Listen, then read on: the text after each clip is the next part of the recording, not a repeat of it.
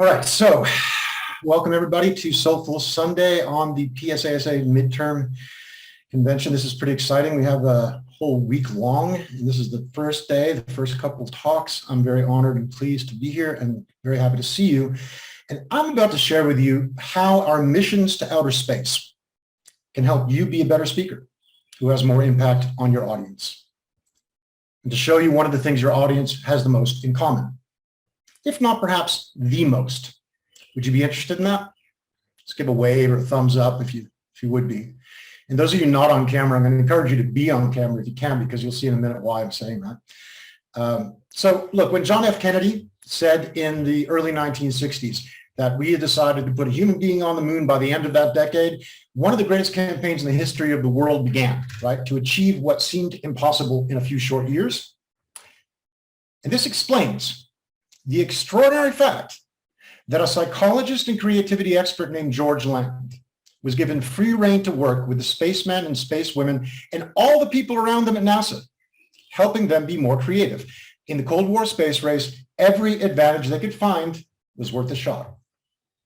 So, even before Neil Armstrong and Buzz Aldrin stepped on the moon's surface to become the first human beings that we know of to be on the moon, George Land was becoming a different and very quiet kind of hero, because he noticed that most humans he worked with, all of whom were literally the best and the brightest, involved in arguably the most massive and ambitious campaign in human history, were far less creative than you would think or want them to be.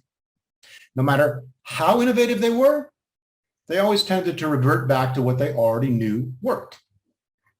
Now, this, of course, was not productive in the context of changing the universe.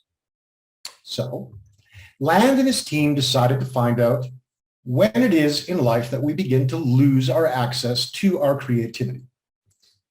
And he studied several thousand five-year-old children and discovered that 98% of five-year-old children are creative geniuses. Now, we just talked about motherhood, so this might not surprise those of you who have children. Right? But what might surprise you if you don't know this study is that Land went back and studied the same children 5 years later. Anybody want to take a guess?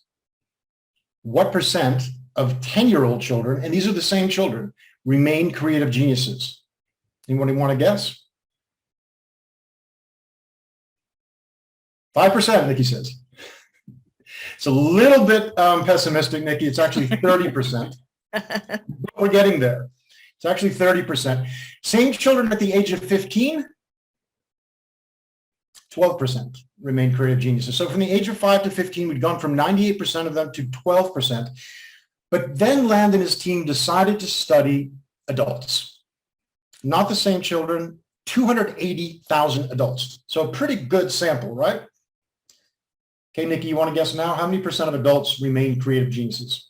It's about 3%. It's actually 2. So you're optimistic this time. So, see, here's what this means. Almost all of us were creative geniuses at 5 years old, and almost none of us are now. So we can see that, we're born very creative, and almost every human being loses access to a large part of that creativity. So as a speaker, when we get up in a room to speak, especially in a virtual room, we look at across the screens, what we see is usually a set of, some faces on camera and a whole bunch of black boxes with names on them, right? And the reality is that even the people's faces we see, mostly they're just black boxes with names on them too. Right? It's a little bit different here because some of us know each other. But normally when we're, doing a talk for a company or organization or a crowd at some event, we don't know the people we're speaking to. Right? And even whether it's a live event or whether it's in a venue like today on screen or Zoom, it doesn't really matter. I don't know what you're thinking about, what's going on for you today, what you're dealing with, what could actually help you make your life better. Right? And then I get up and try to speak to you about how to make your life better. See, a speaker to me is really a type of coach, but a coach who has very little idea of who he's actually speaking to. And that's really the difference, the only difference, I think, between a coach and a speaker. So I can try to gauge from your faces. I can look around and look at the different squares you're in and try to figure out, what's going on with you. But really, without talking to you and getting feedback, I don't really know what I can provide for you or what you're taking in from what I'm saying. You might look excited for a second, right? You might look like you really got what I just said. I've noticed a couple times when I said something, you look like you were interested. But how do I know you're really interested? How do I know it's not just a moment that you're excited and you forget about it later? See, if you look around now, if you look at all the faces on the screen, and like I said, because we're in the PSASA Midterm Convention, you know a bunch of those faces. And because we're in the PSA Midterm, I would think we're going to have more cameras on than in a lot of talks we give. But again, so what? Do you have any idea what's going on out there? Bruce, when you're looking at Nikki, do you really know what's going on with Nikki or Allison or John, or anybody who's here? Not unless you've actually had a phone call with them just before this, right? Or you have some kind of amazing ESP. And not just ESP, but ESP coming from compressed, pixelated pictures. And even then, can you really be sure what your audience needs and is getting from you? So luckily for me, I operate in an area where I know that 98% of my audience has a common problem. And I've already told you what that problem is. It's a problem so important and comprehensive that you too can speak to it and address it, whatever your speaking topic is. 98% of your audience has lost access to their creativity in a significant way. And that is why I say all the time in almost every talk I give that the most important innovation you will ever make is to innovate yourself. And then the other most important innovation you'll make is to innovate the people you're speaking to. But what does that really mean? Well, for starters, let me just run through a few quotes that show you how important creativity is in case you don't already know this instinctually. Right? LinkedIn, about 2.5 years ago, wrote that the most important investment you can make is strengthening your creative skills. Forbes calls creativity the skill of the future. The World Economic Forum puts out every 5 years the list of future skills. 5 years ago, 5 of the top 10 skills were related to creativity and innovation. Now, the 2025 skills, 7 of them are. IBM says that creativity is the most important skill for leaders. And I could go on and on with quotes from big time important speakers or voices in the business world who will tell you again and again that creativity is so important today. And yet, we don't really have it, right? Now, why do they say all this? It goes back to a book called Future Shock, written by Alvin Toffler 50 years ago, in which he pointed out that we are in the middle of the biggest change in the history of humanity, one in which we're shifting from doing things the way that we're used to doing them as being the best strategy for survival to doing things with adaptability being the best strategy for survival. So being adaptable today is more important than any other feature. And yet, as the studies have shown, we haven't really caught up with that need for adaptability. So why am I telling you all this? What does it have to do with you as a speaker? Well, back up for a second. Let's look at what the causes of this creativity crisis actually are. The first thing that most people point to is school, right? Our school doesn't really train us to be creative. If you look at, the statistics I shared with you, it seems pretty obvious that a lot of that stuff happens during our school years. So a lot of people have said, and it's not a new thing, that school dampens, destroys, or even kills our creativity. But society, if you think about it, demands school to deliver people like that, doesn't it? I mean, society up until now, despite what Toffler said, society really wants people that can do the same thing that has been done before. Companies want people to come in and do the successful things that were done last time. Again, maybe better, maybe different, but certainly not a radical shift. No matter how many companies say they want innovation in their company, only 4% of companies, according to McKinsey & Company survey done recently, only that few are satisfied with innovation in their company. And a lot of the reason is that they don't actually know how to do new things. They say they want it, but they don't. But the biggest, in my opinion, challenge to our creativity is neither school nor society, but the self, the third S. And the thing about this is that, we all are addicted to our identity, ourself, who we see ourselves as. And we as speakers are trying to get people to shift their identity. No? We're trying to teach them or bring them something that will help them improve themselves or radically transform themselves.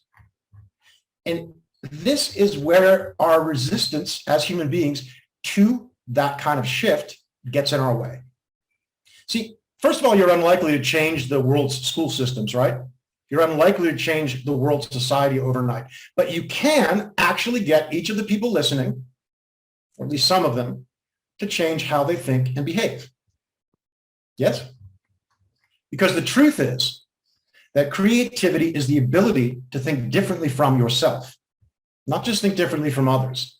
Because if you think about that, thinking differently from others over and over again in the same way isn't really that creative. It might start that way, but not over time. And creativity, thinking differently from yourself, that is the core of adaptability.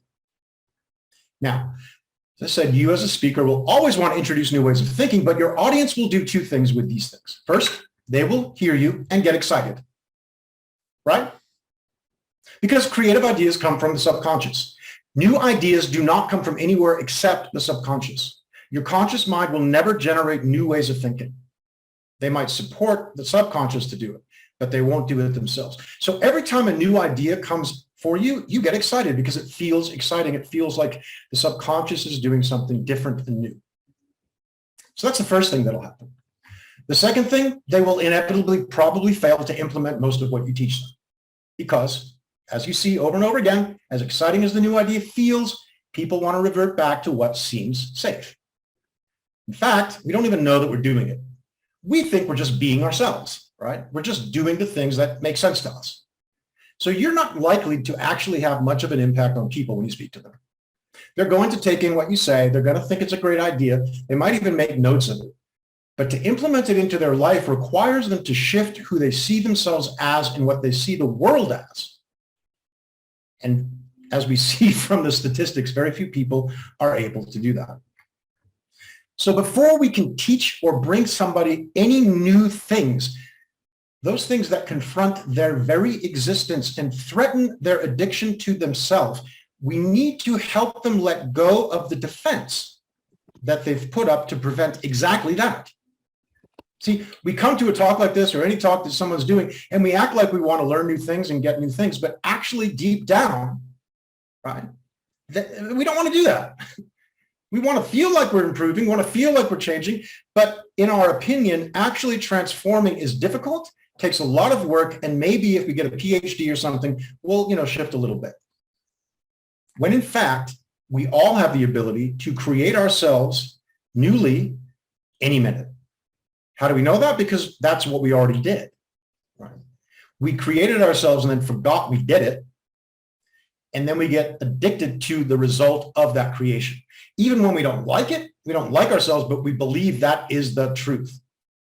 Now, if you doubt me about the defense I'm talking about, if you believe you might be the exception who truly wants to transform and is keen to reshape your identity to incorporate what you're getting from people, consider your own opinions.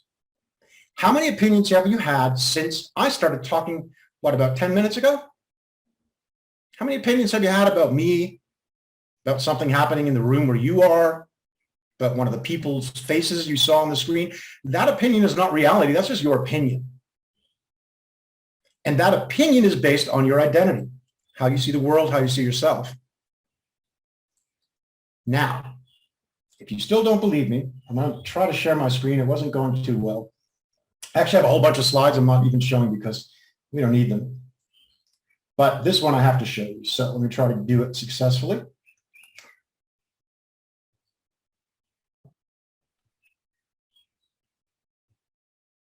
Okay. Which one doesn't belong? You can type in the chat Which one doesn't belong?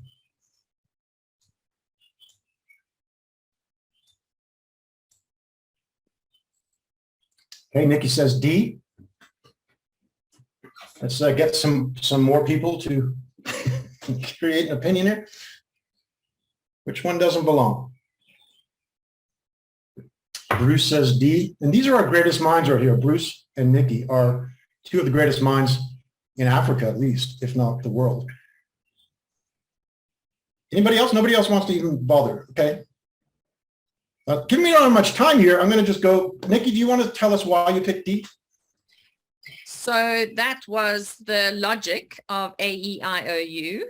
So the D was wrong, but then I was just thinking this could be the word adieu, as in the French word adieu, in which case it would be the O, I think, if my French is correct. The O should be an E. Okay, so there's two possible answers. And Allison says none, which is kind of close to the right answer, because the right answer is actually not D. The right answer is all of them. Any of these could be the right answer.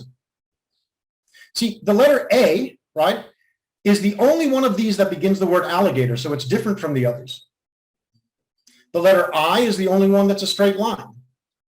The letter O is the only one that's perfectly round. And the letter U is the only one that begins the word unbelievable or stands for a pronoun, you, without spelling it correctly. Point being, you could actually have infinite answers for why each of these is different from the others, right? But like Nikki and Bruce, at least 80% of English speakers will pick D because it's not a vowel. In my trainings, when I work with people, I will bring up this kind of choice at least 3 or 4 times in the first day of training. And each time, someone will pick one. Even when I told them, don't pick one, you want to pick all of them and look for how all of them could be the right answer. Because we always want to get the right answer, right? We want to get the right answer, and we want to actually base that right answer on what we already know. So I hope that can show you a little bit about what I mean by you're addicted to your vision of the world. I'm a recovering addict, so I don't mean, addiction is necessarily a bad thing, but if you want to become creative again, like you were born to be, you need to give up that addiction. And you need to get your audience to give up that addiction if you want to make an actual impact on them. Now, how? In a 20-minute talk, am I going to change the nature of defense your identity puts up through your basis of your perspective on things? I'm not going to do that. And you're not going to do it in 20 minutes either. But here is what you can do. And here's what I'm aiming to do today. It's very, very simple. Get the people you're talking to notice that their identity will have them resist what you're saying. Now, their identity might be somebody who loves to listen to new ideas and take them in. So they'll feel like their identity is not resisting that, but there'll be other parts of their identity that are going to struggle to actually implement what you're talking about. Can I ask you all by a show of hands, does the fact that you're aware of what I'm saying about your identity getting a resistance and being the source, the core source of your lessened creativity, because I'm not saying anybody here is not creative. I'm saying you could be a lot more creative. Just knowing that your identity is in the way and your addiction or attachment to that identity is the core source of your diminished creativity and your diminished ability to receive new ideas and implement them. Does that help? Does just knowing that begin to loosen the resistance? I want to show you one more thing. If you look at this diagram here,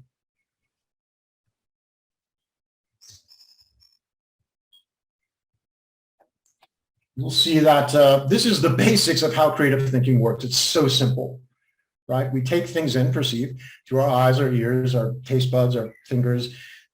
We might study knowledge. All of that is perception. And we think about that and come up with new ideas, conception, and then finally we represent those ideas by speaking them out or typing them out or whatever we do, right? Now notice that our perceptions are heavily colored by the bias we bring to things that we see, right? We don't perceive the world as it is. We perceive the world as our identity tells us it is. For example, AEIOU is what we think it should be because that's what we've been taught. But that's not the answer to that question.